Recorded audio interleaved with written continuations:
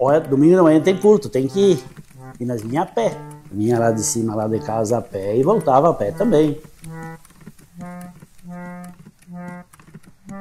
Eles davam culto na casa do meu tio primeiro. Carta de despedida, né? Dizendo que a igreja havia aposentado.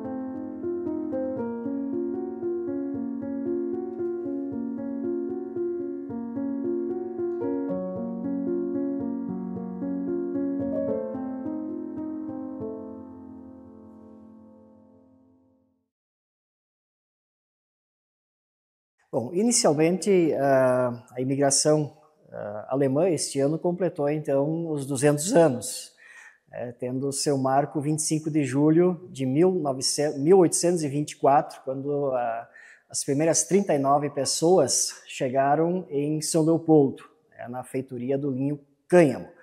E Nova Prata, então, isso acontece bem mais tarde. No final do século XIX, 1890 a 1897, então que começam a chegar esses primeiros imigrantes aqui na linha Quinta, que era o segundo distrito da colônia de Alfredo Chaves. Esses imigrantes, então, que vêm para o Brasil, a grande maioria deles são luteranos, ou também eram conhecidos como protestantes, mas alguns alemães também eram católicos.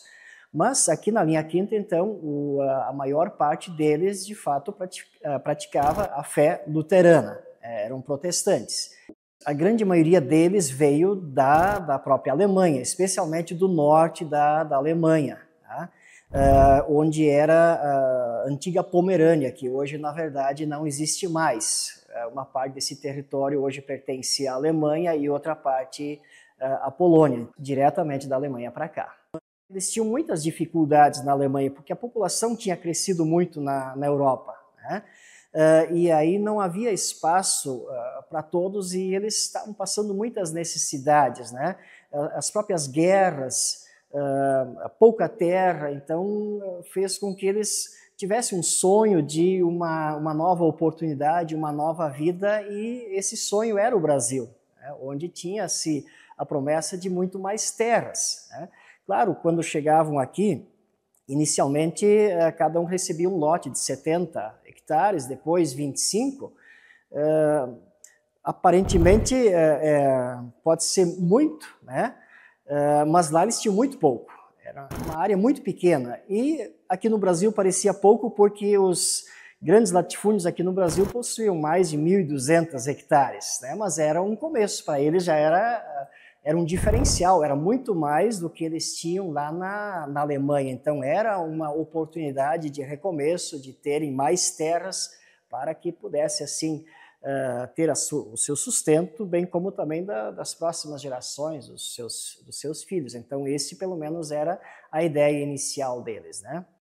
A organização, como já, claro, era uma imigração um pouco mais tardia, né? Então já havia alguns recursos diferentes daqueles primeiros imigrantes que vieram lá em 1824, né?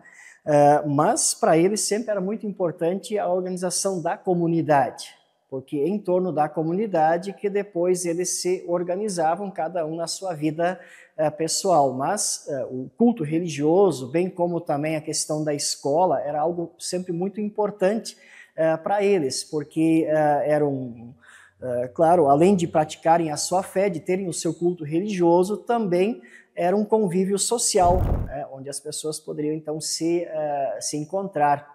nesses locais, onde tinha o templo servia de escola e, claro, também do lado, então, desses templos, normalmente existia o cemitério para preservar justamente a memória, né, daqueles que tinham falecido, eram sepultados do lado da igreja. Então, essa área de terras, onde nós temos essa capela mais próxima aqui de Nova Prata, a Capela São Pedro, isso pertencia a Isaek, né, de São Leopoldo, que é um órgão ligado à Igreja de Confissão Luterana no Brasil. E uma parte desse lote foi vendido, né, restando então 5 hectares, né, deste lote que atualmente continua ali, onde também está anexo o cemitério, que fica um pouco adiante onde fica a capela, um pouco mais para dentro do mato. Originalmente a igreja ficava ali também, né, ficava justamente do lado do cemitério, e ela era um pouquinho maior também, tinha 3 janelas cada lado. Mas devido à mudança do curso da estrada, que veio um pouco mais para baixo, a capela também então foi trazida para ficar às margens ali da estrada onde ela se encontra hoje.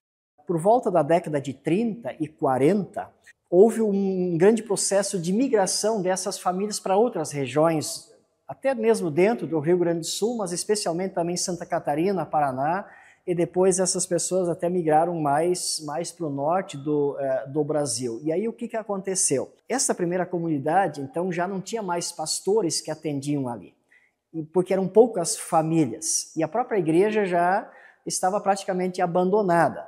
E foi nesse momento, então, que os 2 grupos eles se uniram, né? Os que hoje são da IELB, né? E o outro grupo da Confissão Luterana, o Sínodo do Rio Grandense, então eles formaram um só grupo, e a igreja mais lá embaixo, então, ela foi demolida e se adotou a capela atual para realizarem os cultos, até porque restaram poucas famílias. E foi então que passou a ser atendida pela comunidade de Caxias do Sul, quando, no ano de 1943, o pastor Walter Renick começou a atender esses remanescentes da igreja luterana aqui da linha Quinta.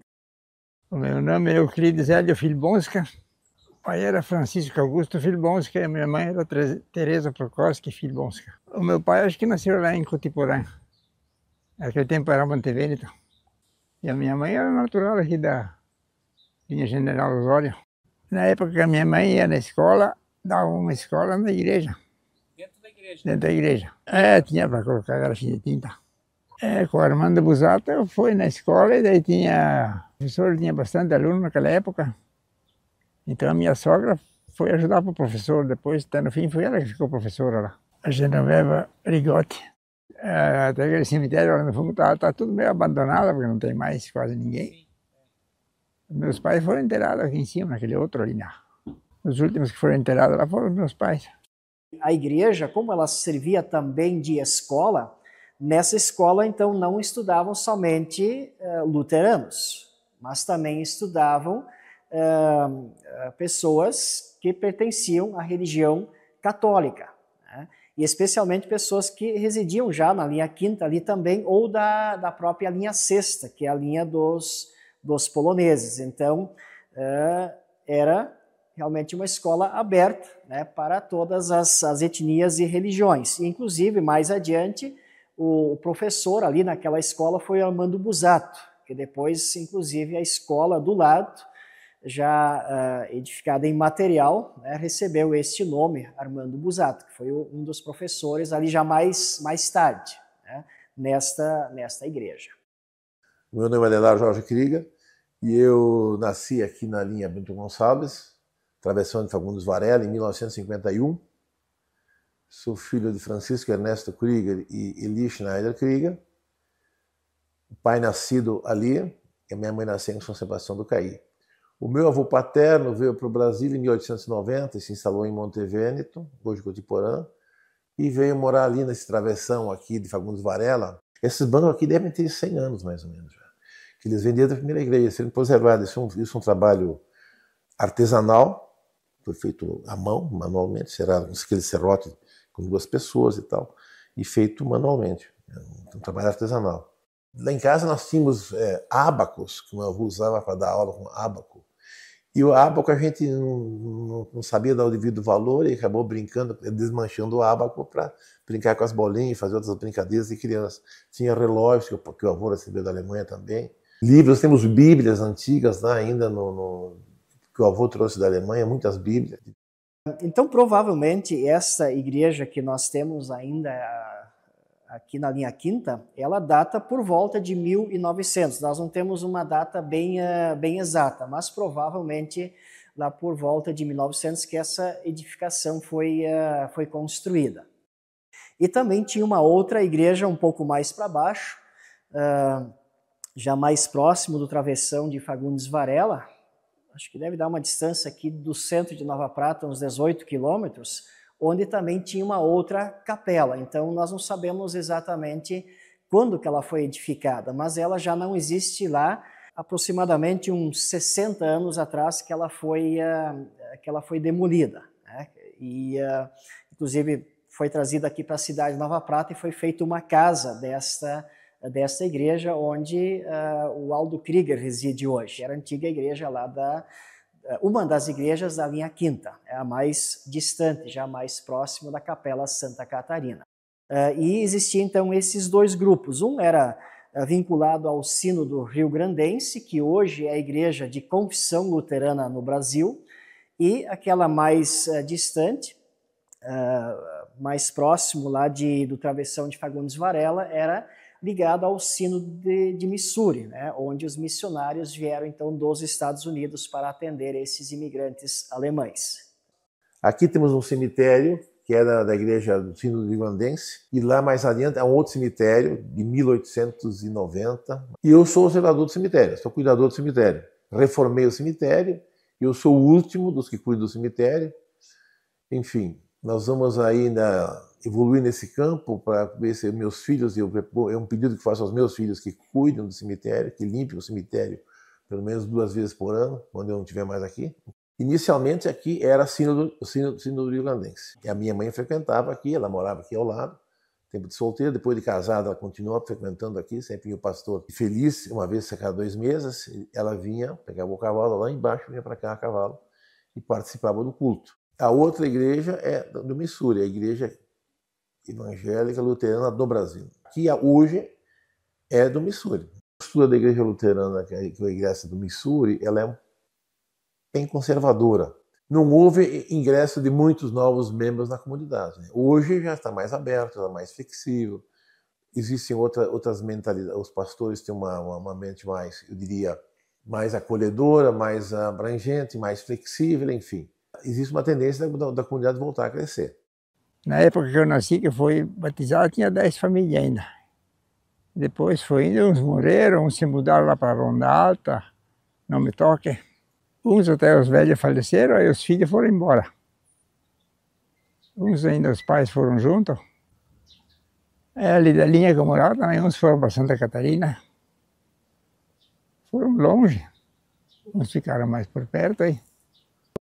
Até era longinho, para ir dava acho que uns 6 quilômetros. Era da Missouri, porque a outra da Confissão Luterana era mais para cá. Aí o pastor vinha cada 2 meses, 3 meses, porque ele vinha lá do Barão, que é perto de Carlos Barbosa. Ele vinha até a cidade e vinha buscar ele a cavalo, porque naquela época não tinha carro. Até da comunidade que tinha lá embaixo, hoje eu sou o mais velho, vivo ainda. Os mais velhos já foram todos para o paraíso dos outros. E que ficaram aqui poucas famílias. Quem ficou aqui foi a família Krieger, a família Filponska. Aí eles disseram, vamos fazer a igreja ali em cima, que para nós daí era perto, morava 1 quilômetro bem longe. Aí juntemos lá. Aí nós éramos aqui 4 famílias, acho. O Reinaldo Gnato, nós, e o Ernesto Krieger, o pai da Adelar. E os mais velhos morreram e aí foram ficando cada vez menos. Os da Confissão Luterana não tinha mais nem pastor agora, no fim, estava parada a igreja deles aí. Aí o nosso pastor aceitou vir fazer culto aí. Hoje se resume isso aqui. Nós temos aqui poucos membros, né? O pessoal do Prata, o pessoal aqui da Quinta. Aqui tem culto uma vez por mês. No Prata tem todos os fins de semana. Tem culto.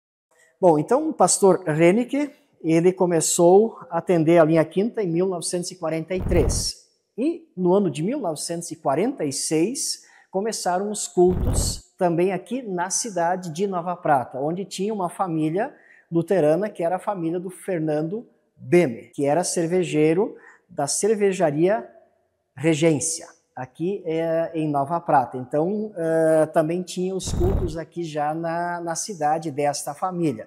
Inclusive na casa desta família Beme que aconteceu o casamento do Leonel Krieger e da dona Helena Krieger. E depois, mais adiante, no ano de 1960, já havia mais uma família luterana, que era a família do Willibald Fensterzeifer, casado com a dona Clara Fensterzeifer. E aí os cultos começaram a também ser realizados na casa deles, até o ano de 1988, quando foi inaugurado, né, esse templo aqui onde nós estamos. E o primeiro culto realizado, então, foi no dia 25 de dezembro de 1988. O pastor Walter Paul Rennica, ele veio ser pastor aqui em 1943 ou 44. Ele casou o pai e a mãe, casaram em 1945, e ele ficou com a gente aqui até 2000 e pouco, mais ou menos. Aqui foi o último culto que ele deu aqui. Eu assisti, eu estava presente, e ele leu uma carta de despedida, né, dizendo que a igreja havia aposentado. E ele disse naquela carta que ele não pediu para ser aposentado, que ele tinha muito a contribuir ainda com a igreja. Só que o pastor Henrique era um pastor muito firme, muito duro nos valores, rigoroso, muito da educação que eu tenho eu devo a ele, né? Uma situação, às vezes eu penso assim, se eu fizer isso, o que acontece? Tu não deve fazer, está fora do teu dicionário, isso está fora da tua conduta de linha. Um luterano não faz isso. E a linha quinta continuou, então, com seus cultos também naquela capela existente. Por um certo tempo também não foi mais usado por questões de estrutura, como é uma construção em madeira, e ela começou a ter infiltrações, o telhado era coberto com tabuinhas e, consequentemente, houve, inclusive, a queda, né, de algumas partes. E essa igreja, então, ela foi restaurada e reinaugurada no ano de 2016. E hoje faz parte, então, do roteiro turístico religioso também de Nova Prata. Tem uma chave da igreja. Quando tem culto, nós íamos abrir a igreja para o pastor aqui. Daí a Cariane Modelos, que para lá na minha irmã, pega a chave, vem aqui, faz excursão e depois ela leva de volta a chave. A minha mãe e meu pai eram... Olha, domingo de manhã tem culto, tem que ir. E nós vinha a pé. Vinha lá de cima, lá de casa a pé e voltava a pé também. Guardemos coisa da igreja. Tem as coisas aqui atrás aqui. Tem mais equipamentos lá na casa da minha irmã. Tem uns livros. Até agora, como foi restaurado, esses quadros ali também voltaram para cá, que estava guardado lá. O cálice e bandeja está guardado tudo lá na minha irmã.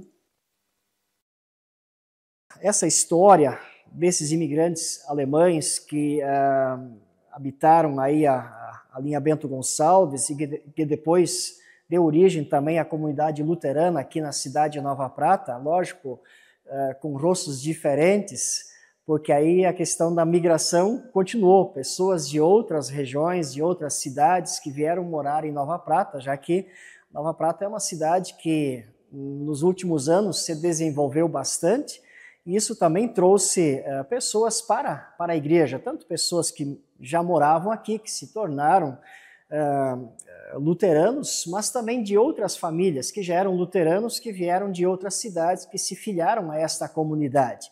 E até naquela época que estava longe para fazer culto, lá tinha as famílias da cidade, que eram meus tios. Aí eles iam para lá, mas no fim acharam muito longe. Aí começaram a dizer, vamos construir ali na cidade. E o dinheiro não dava para comprar terreno e coisa, aí foram atrás do prefeito. Era o Vitor Pletz naquela época. Até que ele conseguiu um terreno da igreja construída agora. Era da prefeitura o terreno lá. O prefeito doou para a igreja. E aí ele doou até as máquinas para fazer os blocos, depois brita, cimento. Nós entramos com a mão de obra para fazer os blocos e o prefeito entrou com as máquinas e coisa, material. E claro, temos uma comunidade jovem hoje, né, justamente essas pessoas que vêm buscar uma nova vida também em Nova Prata, assim como vieram esses imigrantes da Alemanha para a linha quinta. E esses jovens hoje têm uma mentalidade também diferente, mas são pessoas com as mesmas necessidades. Né? As necessidades elas não mudam, né? Podem mudar a forma de ser das coisas, mas as necessidades sempre continuam as mesmas. E como a comunidade ela visa sempre olhar para o ser humano de forma integral, ou seja, ela tem uma alma, mas também tem um corpo. Né? E diante disso, a Igreja Luterana procura também trabalhar, né, através da pregação da palavra para que a pessoa possa viver uma vida feliz mesmo nos tempos modernos, nesse mundo digital que a gente vive hoje, onde a gente sabe que os primeiros imigrantes traziam Bíblias enormes, né, para que pudessem ter a palavra de Deus na sua casa ou no seu culto religioso. Hoje o estímulo, o incentivo, né, que essa mesma palavra, mas em formato diferente, digital, que você pode ter na palma da tua mão, que continue trazendo esperança, continue fazendo com que as pessoas tenham uma vida plena, uma vida feliz, porque nós somos corpo e alma, né, e as duas coisas precisam andar juntas sempre, trazer esses jovens para perto da palavra de Deus, para que eles possam seguir cada vez melhor, né, esta caminhada daqui para frente. Né?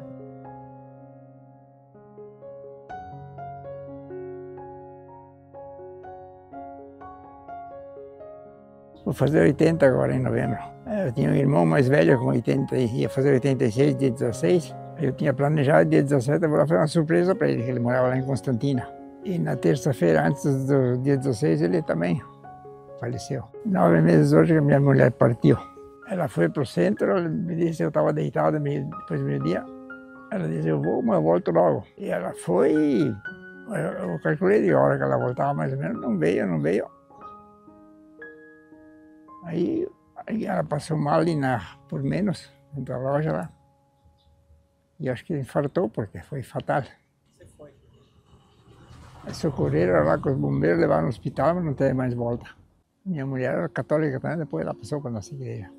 Ali nós comemoramos 25 anos de casado depois. Olha, até foi um casamento meio só no civil, para começar. Até a minha sogra era contra e coisa, mas afinal vivemos 51 anos juntos. Às vezes eu vou em um lugar e volto, tem uma coisa para contar, nem a mulher anda mais agora. Sempre que posso, venho ao culto aqui, domingo. Ontem eu vim ao culto aqui, estávamos em 12 pessoas, foi muito legal. E enfim, é sempre um retorno à juventude, à infância, quando a gente sonhava muito, né? E que a realidade é um pouquinho mais dura do que os sonhos da infância.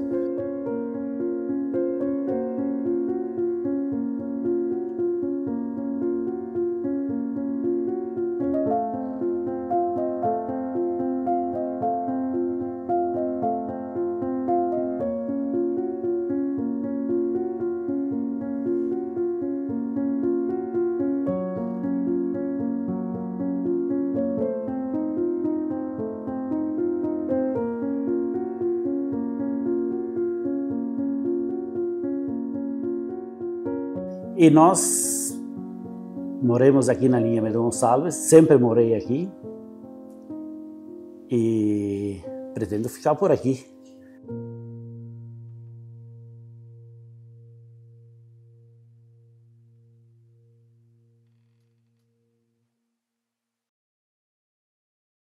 Essas famílias que chegaram aí na linha quinta era em torno de 100 famílias, então era um grupo bem numeroso, era bastante gente. E nós temos então o sobrenome desses imigrantes alemães, que são as seguintes: a família Albrecht, Mittelstädt, Pitsch, Pletsch, Gering, Vilvock, Denbano, Deon, Schneider, Frama, Lix, Wildenmann, Wilde, Mutzel, Klein, Winter, Viebrandt, Hahn, Spuchholz, Balke, Fischer, Gnat, Edelweiss, Middelsbythe, Lutz, Silbersteis, Krieger, Konapaski, Minch, Miller, Gottlieb, Sis, Tikles, Lange, Nissel, Walk, Becker, Grohmann, Richter, Mutzel, Kliese, Zellmann, Schwanke, Toppel, Zollmann, Schäfer, Nolte, Steinke, Meyer, Redimski, Kliese, Hoffmann, Sapka, Sonta, Malik, Barnfest, Barnnest, Feske, Arndt, Loos, Kauf, Voll, Schadowski, Maas, Lowell, Mann, Arder, Johann, Bulitz, Gink, Jess, Schloske, Voss, De Waal, Bassmanker, Ringel, Ulrich, Friedrich e Anders. Então são pelo menos 78 sobrenomes diferentes nesse hall de imigrantes que nós temos aí da linha quinta.